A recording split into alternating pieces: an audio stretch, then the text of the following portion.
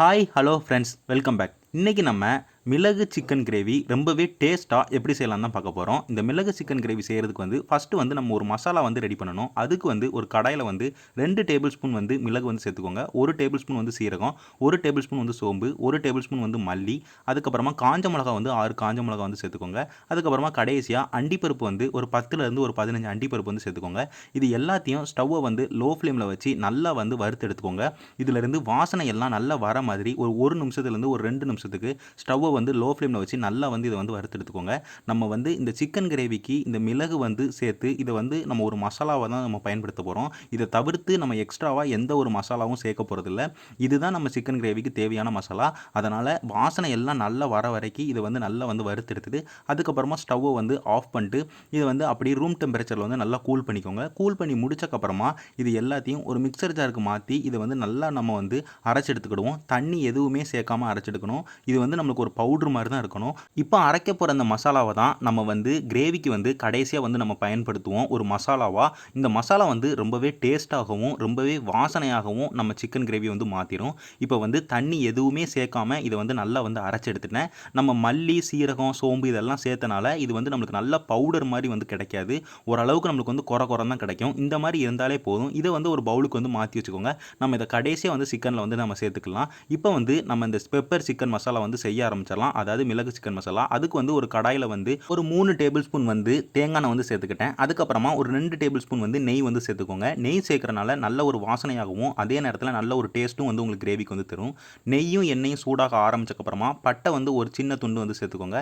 அதுக்கப்புறமா ஏலக்காய் ஒரு 2 ஏலக்காய் சேர்த்துக்கோங்க. கிராம்பு ஒரு 3 கிராம்பு சேர்த்துக்கோங்க. அதுக்கப்புறம் கருவேப்பிலை இலை ஒரு 15லேருந்து ஒரு 20 கருவேப்பிலை இலை சேர்த்துக்கோங்க. இது எல்லாத்தையும் சேர்த்து ஸ்டவ்வை லோ ஃப்ளேமில் வச்சு ஒரு 10 செகண்ட்லேருந்து ஒரு 15 செகண்டுக்கு மட்டும் வதக்கி விடுங்க. ரொம்ப வதக்க வேண்டாம். கருவேப்பிலை இலையோட கலர் மாறிடக்கூடாது. கருவேப்பிலை இலையோட கலர் மாறிடுச்சுன்னா ரொம்ப நேரம் அதை வதக்கிட்டீங்கன்னா அது டேஸ்ட்டே மொத்தமாக மாற்றி விட்டுரும். அதனால் அதை ரொம்ப நேரம் வதக்க வேண்டாம். அதுக்கப்புறமா பெரிய வெங்காயம் ஒரு 2 பெரிய வெங்காயத்தை ரொம்ப சின்ன சின்ன துண்டுகளாக வெட்டி சேர்த்துருக்கேன். பெரிய வெங்காயத்தை சேர்த்து ஸ்டவ்வை ஹை ஃப்ளேமுக்கு மாற்றிட்டு அதை நல்லா வதக்கி விட்டுக்கோங்க. ஓரளவுக்கு பொன்னிறத்துக்கு மாற அளவுக்கு நம்ம வெங்காயம் வதக்கணும்.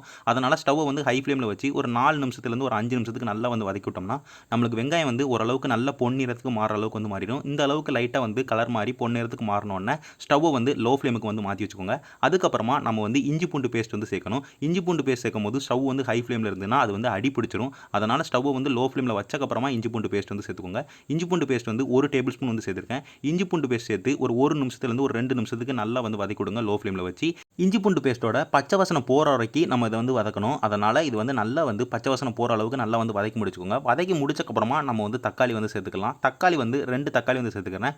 தக்காளியும் ரொம்ப சின்ன சின்ன துண்டுகளாக வெட்டிக்கிறேன். நம்ம இந்த கிரேவிக்கு சேர்க்குற வெங்காயம் தக்காளி எல்லாமே ரொம்ப சின்ன சின்ன துண்டுகளாக இருக்கணும். அதனால் சின்ன சின்ன துண்டுகளாகவே சேர்த்துக்கோங்க. இப்போ தக்காளி சேர்த்து ஸ்டவ்வை மீடியம் ஃப்ளேமில் வச்சு தக்காளி ஓரளவுக்கு நல்லா மசிகிற அளவுக்கு இதை நம்ம வதக்கிடணும். அதனால் ஸ்டவ்வை மீடியம் ஃப்ளேமில் வச்சு ஒரு 3 நிமிஷத்துலேருந்து ஒரு 4 நிமிஷத்துக்கு இதை நல்லா வதக்கி விட்டோம்னா தக்காளி நல்லா மசிஞ்சு நம்மளுக்கு சூப்பராக ரெடி ஆயிரும். நான் சொன்ன மாதிரியே வெங்காயம் ஓரளவுக்கு பொன்னிறத்துக்கு மாறணும். இஞ்சி பூண்டு பேஸ்ட்டோட பச்சை வாசனை போகணும். தக்காளியும் இப்போ வீடியோவில் பார்க்குற மாதிரி நல்லா மசிகிற அளவுக்கு மாறணும். இந்த மாதிரி எல்லாமே மாறினால் மட்டும்தான் நம்மளுக்கு கிரேவி நம்ம நினச்ச டேஸ்ட்டுக்கு நம்மளுக்கு கிடைக்கும். அதே நேரத்தில் வெங்காயம் நம்ம முதலே சேர்த்து தக்காளி சேர்த்து வதக்கிற வரைக்கும் நம்ம வதக்கினால வெங்காயம் கூட கொஞ்சம் நேரம் நல்லா வதங்கி அது நல்ல ஒரு டேஸ்ட் தரும். அது ரொம்பவே ஒரு முக்கியமான விஷயம். அதுக்கப்புறமா தக்காளி சேர்த்து வதக்கி முடிச்சக்கப்புறமா நான் மசாலா சேர்த்துக்கிறேன். மசாலா மஞ்சள் தூளும் அதுக்கப்புறமா உப்பு தான்.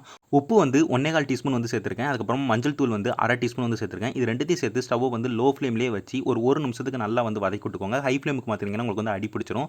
லோ ஃப்ளேமில் வச்சு ஒரு நிமிஷத்துக்கு நல்லா வதக்கி விட்டுக்கோங்க. வதக்கி முடிச்சக்கப்புறமா நம்ம சிக்கன் சேர்த்துடலாம். சிக்கனை நான் நல்லா வாஷ் பண்ணி சேர்த்துருக்கேன். சிக்கனை ஓரளவுக்கு மீடியம் சைஸ் துண்டாகவே சேர்த்துருக்கேன். ரொம்ப சின்ன துண்டாகவும் இல்லாமல் ரொம்ப பெரிய துண்டாகவும் இல்லாமல் தான் சேர்த்துருக்கேன். சிக்கன் போனோட தான் சேர்த்துருக்கேன். நீங்கள் போனில் சேர்க்கணும்னா சேர்த்துக்கோங்க. எவ்வளோ வெயிட் சேர்த்துருக்கேன்னு பார்த்தீங்கன்னா ஒரு 750 கிராம் சிக்கன் நான் சேர்த்துருக்கேன். இது நீங்கள் கிட்டத்தட்ட ஒரு 500 கிராம்லேருந்து ஒரு 250 கிராம் சிக்கனுக்கு நம்ம அரைச்சிருக்க மசாலா அதுக்கப்புறம் நான் செய்ய ப்ரொசீஜர் கரெக்டாக இருக்கும். சிக்கன் சேர்த்து நல்லா இந்த மசாலாவோடையும் வெங்காயத்தோடையும் தக்காளியோடையும் நல்லா கிண்டி விட்டுக்கோங்க. ஒரு நிமிஷத்துக்கு ஸ்டவ் லோ ஃப்ளேமில் வச்சுட்டு கிண்டி முடிச்சக்கப்புறமா நம்ம முதல்லே அரைச்சி வச்ச மசாலா வந்து சேர்த்துடலாம். அதாவது இந்த பெப்பர் மசாலா, மிளகு மசாலா.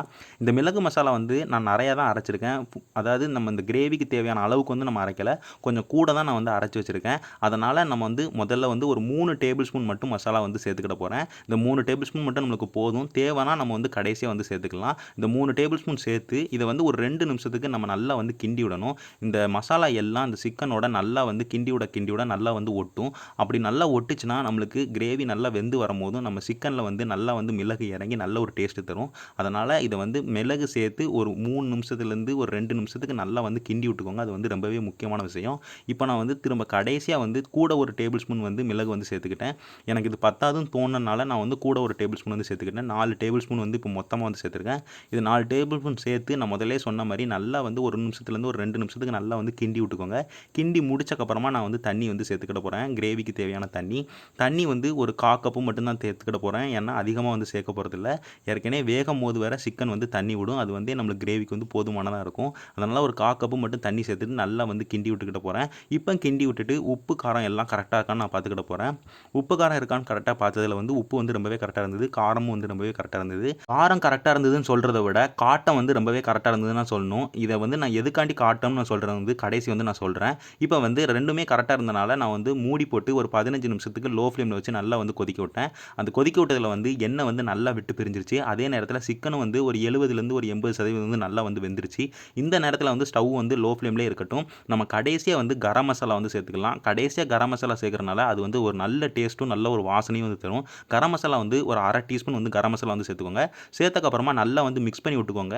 மிக்ஸ் பண்ணி முடிச்சக்கப்புறமா நம்மளுக்கு சிக்கனும் நல்லா வந்து வேகலை, அதை வந்து வேக வைக்கணும். அதனால் மூடி போட்டு இன்னும் ஒரு 5 நிமிஷம் வந்து வேக வைங்க. சிக்கன் வந்து நம்மளுக்கு முழுமையாக வந்து நல்லா வந்து வெந்துடும். இந்த சிக்கன் வந்து இப்போ வந்து ஒரு 5 நிமிஷம் கழிச்சு நான் ஓப்பன் பண்ணுறேன். நம்மளுக்கு வந்து கிரேவி வந்து ரொம்பவே சூப்பராக ரெடி ஆயிடுச்சு. இதுக்கு மேலே நம்ம சேர்க்கறதுக்கு வந்து ஒன்றுமே இல்லை. நம்ம கடைசியாக வந்து கருவேப்பிலையோ கொத்தமல்லியோ எதுவுமே சேர்க்க தேவையில்லை. இப்போவே நம்மளுக்கு வாசனையாகவும் ரொம்பவே டேஸ்ட்டாகவும் நம்மளுக்கு இந்த மிளகு சிக்கன் கிரேவி வந்து சூப்பராக வந்து ரெடி ஆயிடுச்சு. இப்போ நீங்கள் இதை டேஸ்ட் பண்ணி பார்த்தீங்கன்னா ரொம்பவே சூப்பரான டேஸ்ட்டில் இருக்கும். சிக்கனும் வந்து நல்லா வந்து வெந்திருக்கும் 20 நிமிஷத்துக்குள்ளே. நான் முதல்ல சொல்லியிருந்தேன் காட்டம் வந்து கரெக்டாக இருந்ததுன்னா, அது இப்போ எதுக்காண்டி சொல்கிறேன்னா, நம்ம இப்போ செஞ்சுருக்கிறது வந்து மிளகை வச்சு நம்ம ஒரு கிரேவி வந்து ரெடி பண்ணியிருக்கோம். இதே நம்ம வந்து ஒரு வத்தப்பொடி வந்து நம்ம போட்டிருந்தோம்னா அது வந்து உரைக்கி எக்ஸ்ட்ரா சேர்த்துட்டோம்னா அது வந்து உரைக்கின்னு நம்ம சொல்லலாம்.